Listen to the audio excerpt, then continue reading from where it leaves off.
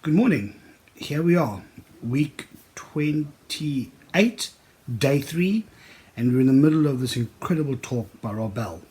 Yesterday, we looked at the past. Today, we're going to look at the present as he talks about this ongoing picture of this incredible universe and how it ties in with God. And believe me, today is going to blow you away. Before we start, let's begin by saying the Jesus Creed out loud together. Hear, O Israel, the Lord our God, the Lord is one. Love the Lord your God with all your heart, with all your soul, with all your mind, and with all your strength. And the second is this: love your neighbor as yourself.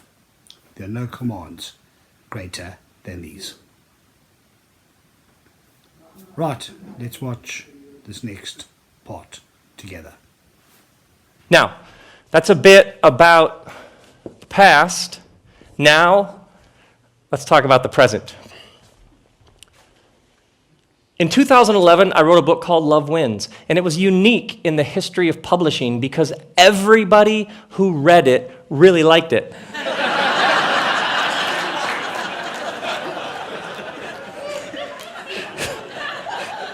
And some of the people who didn't like it even read it. And some of them had Twitter followers, hundreds of thousands of Twitter followers, who had very strong things to say about me and my book. These are the kinds of people who change the world with their thumbs. Yeah. Now, this wasn't the first time that I had experienced people not appreciating my efforts in the world. In 2002, I would have been in my early 30s, I gave a series of teachings on women's equality and how women should be free to lead, to teach, and to preach, and to do whatever they're here to do, because that's obvious. And by the way, what was so bizarre about it is how heated up men would get about this. I distinctly remember at that time having a discussion with a surgeon who was so hot and bothered. He was trying to argue that women shouldn't be able to lead because they're too emotional, but he couldn't get his words out because he was too emotional. You can't make this stuff up. And then my first book was called Velvet Elvis, and some people were like, And then I did a series of sermons questioning the war in Iraq.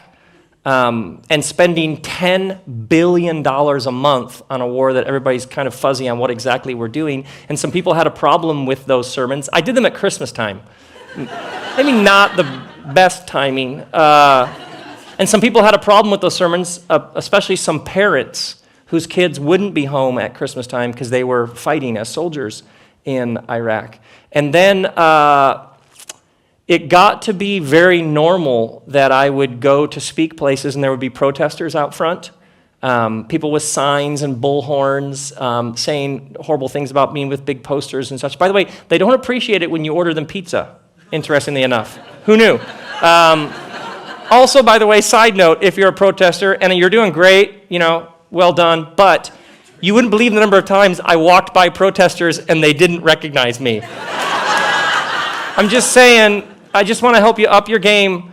A quick Google image search would up your street cred. Would up your street cred just a bit. I'm not telling you how to do your thing because you're doing great. One time I was on tour in the UK and we were in Belfast, Northern Ireland, and some people were passing out flyers because that's sort of the medium of the future. And they're passing out flyers denouncing me as the son of the Antichrist or something quite clever and fresh and original. And Kristen, at that time, we have our boys were very young at that age. They were very young at that age. At that time, our boys were very young. And Kristen's in a store buying something, and she goes up to the cash register, and next to the cash register is a whole stack of flyers denouncing me. And she hands the credit card to the woman, and the woman takes the credit card, sees the name, and figures out who Kristen is. And then she just looks at Kristen and she says, "It's okay. It's Belfast. We protest everything." The best ever, though, was showing up to speak someplace, and there's one guy all alone out front with a massive sign, just marching back and forth like it's the end of the world. And he's going back and forth, did not recognize me when I walked in, but I get a good look at what the sign says, and it says in huge letters, "Believe in hell, not Rob Bell." Points for rhyming. So good. So that just became a normal part of life, and that's fine. That's not a big deal. But then this book came out, and it was like all the knobs got turned out. All the knobs got turned up, and so I got to travel around, and you do like interviews, and you do book signings, and you give talks and all that, and you're on lots of airplanes for a couple of months there. And at one point, I'm getting ready to do a television interview, and I'm in the green room, and the producer comes in, and she says, "The host is a very spiritual man, and he really appreciates your work, and I think you're going to have a really enjoyable discussion." So I hear this, and I just shift into relax and groovy, like, all right, let's do this. I go full McConaughey, all right, all right, all right. You know what I'm saying? Let's do this. So they take me out onto the set, and I sit down, and they're in commercial, and the host is looking at notes. They come out of commercial, and he asks me the first question, and the first question's a little bit like, what? It's one of those either-or questions that that everybody knows you can't really, one of those like, do you walk to school or take your lunch questions? You know what I mean? Where you're like, what? What kind of, everybody, what? Like, I'm supposed to make a sandwich out of these turds? What is this? You know what I mean? It's just one of those like, huh? And then the second question has a knife in it, and the third question is like, pow, what you gonna do about that? And all of a sudden I realize, oh, this is what they say when they say like an ambush. Like they totally set me up. Like this guy just wants to take me down. And so a part of my brain is like, just relaxed and groovy, man. Just relaxed and groovy. But this part goes to DEFCON 9, terrorist alert, magenta, like, and this side is like, no, all right, stay calm, stay groovy. We are nothing but peace and love here, man. And this side is like, oh, gloves off. You want a piece of me? And this side is like, how about right before the next question, you say to him, how about you ask me a real question next time? And this side is like, don't do that, man, because if you shift to a higher gear, he may have other higher gears you don't know about. You do not want to mess with the bull here, young man. And I'm having this discussion, it's literally like that fast in my brain. And I'm like, just stay calm, just don't get rattled. And this side is like, oh yeah, let's do this right now. And it's just getting, and then all of a sudden the interview's over, and I'm just like, oh my word, what a train wreck.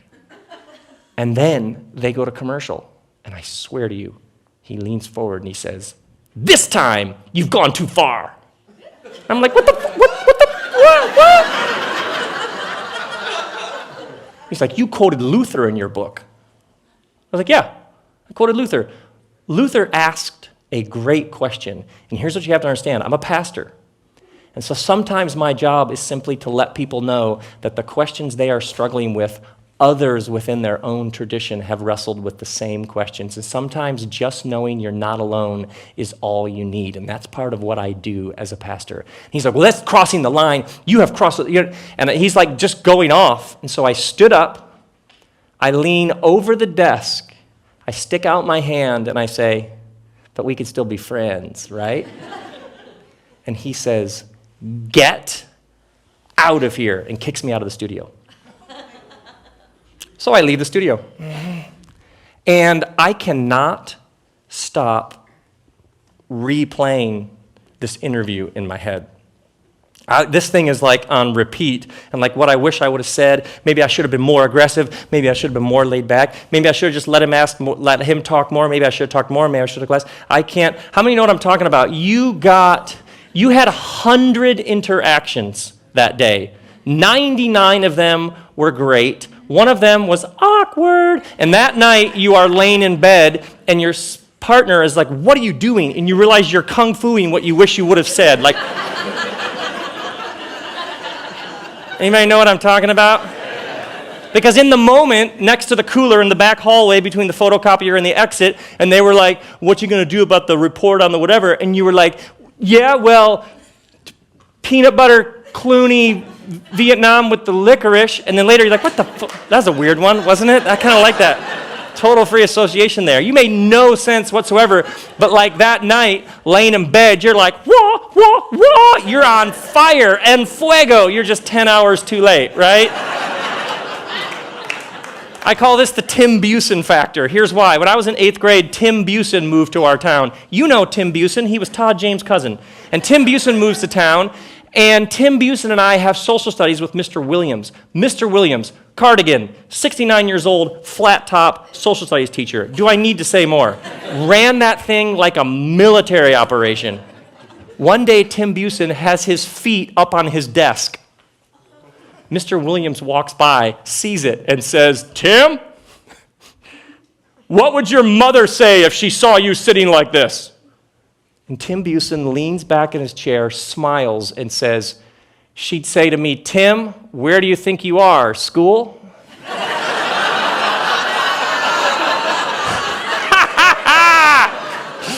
That is the Tim Busen factor, right? Woo! I had no Tim Busen factor.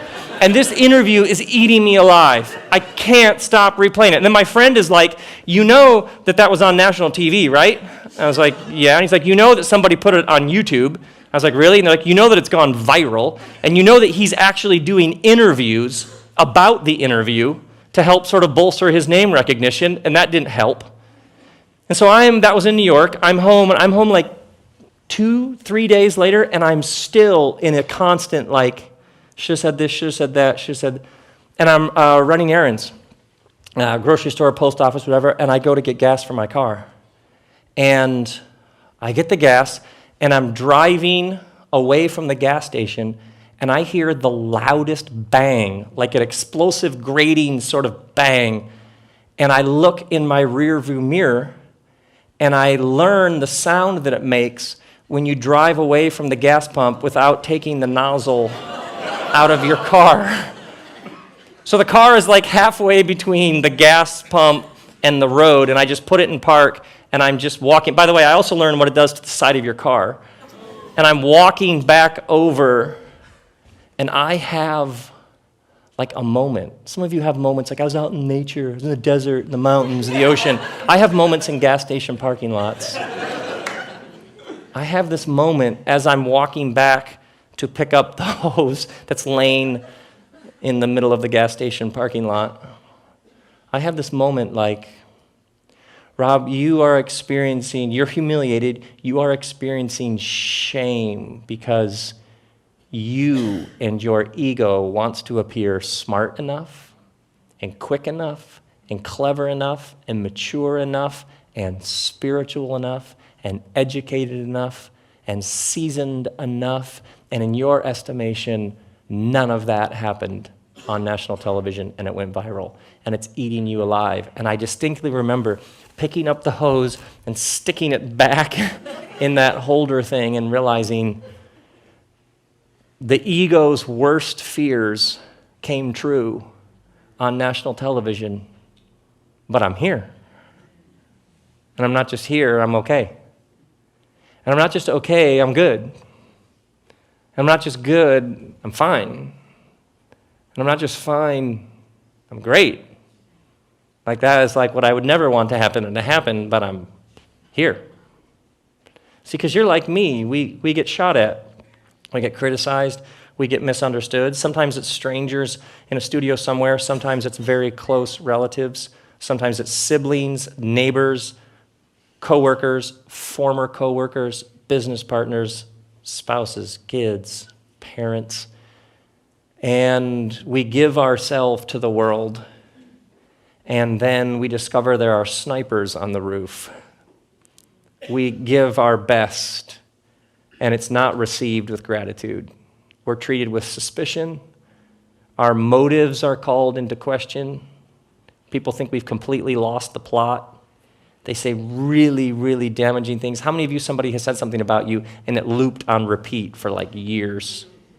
And you found yourself like it just was like stuck in there, just buzzing around. Yeah, that's what happens. And in those moments, every fiber of your being says, if this is the cost, why would I keep giving myself? You give yourself to a group of students and they don't appear to be learning. You pour yourself into that business and there's no money. You give yourself to that project and it blows up in your face. You give years to that relationship and then it's over. And you ask that perennial question with the ache, Did I waste my time? And everything within you in those moments wants to shrink back. Why would I keep giving myself if this is how I'm going to be treated? Why would I keep extending myself if this is how it's going to be received? Why would I keep stepping forward if my motives are going to be called into question, and my character and my integrity? And everything within us in those moments says, why would I extend myself like that? Everything within us wants to step back, to retreat, to say, no way, no way, no way. But here's the problem. That's not the direction that the universe is headed. The universe is a self-transcending reality that moves beyond itself, creating more, more, more. Love is when you move beyond yourself for the well-being of the people and the world around you. And in those moments when we're shot at, criticized, misunderstood, when we're slandered, in those moments, everything within us wants to step back, to shrink, to remove ourselves, but it's the wrong direction. Why, when Jesus is asked, sum it all up, Rabbi, does he say, love God and love your neighbor? Love is when you line yourself up with the fundamental direction of the universe, which is to expand and to self-transcend and to move beyond itself for the well-being of the world around you. And so here's the thing. The thing is learning to identify that you're in one of those moments. You get shot at. You get slandered. Somebody says something about you, and everything within you wants to step back. The real art of being alive is to realize, oh, this is one of those moments. And I may need to heal, and I may need to rest, and I may need to retreat for a moment. But in my heart, I keep myself alive, and I remember, I will not go this direction. I will go this direction. I will line myself up with the fundamental direction of the universe. Are you with me? And if you can do that, you do that, and you learn to identify those moments, well, then you become downright dangerous. What will they say about me now? That I'm a heretic? Ooh. What will I do? Not much needs to be said after these past 60 minutes, is there? Let's pray and let's get on with living in the present today. Father in heaven, hallowed be your name. Your kingdom come, your will be done on earth as it is in heaven. Give us today our daily bread, and forgive us our sins as we forgive those who sin against us. Lead us not down the road of temptation, but deliver us from evil. For the kingdom, power, and glory are yours, now and forever. Amen. Have a great day. Lots to think about. God bless you.